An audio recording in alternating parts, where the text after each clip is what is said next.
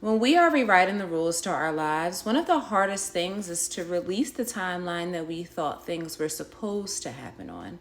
And by this age, I should have accomplished this. I should be further ahead by now. I should already be healed. I should know what I am doing next. I should have figured this out already. And when your life changes unexpectedly, those timelines can become another source of pressure. Because now you're not only rebuilding, but you're also measuring yourself against the life that you thought that you would have had by now.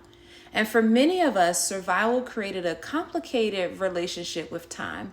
So we learned to move quickly, to always prepare for the next thing, to feel uncomfortable when life became quiet, to believe that slowing down meant falling behind. And sometimes, even when the crisis is over, we keep living as though everything is so urgent.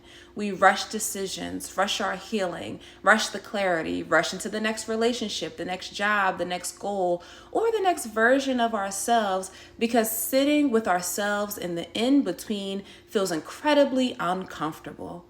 But not every season is meant to be rushed through because the slower the season is where you can finally hear yourself clearly. Sometimes the pause is where you recognize what you actually want, and sometimes taking longer allows you to build something that fits you better than the life that you were rushing toward before. Part of rewriting the rules to your life is asking, whose timeline am I measuring myself against? Where am I creating urgency that actually does not exist?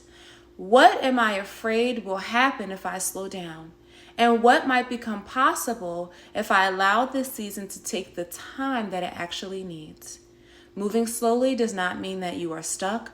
Pausing does not mean that you are failing. And taking a different path does not mean that you are arriving late. Your life is not behind because it is unfolding differently than you expected.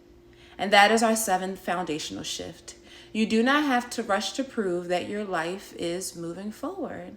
And this is one of the foundational shifts that we explore inside of the Ultimate Guide to Rewriting the Rules to Your Life.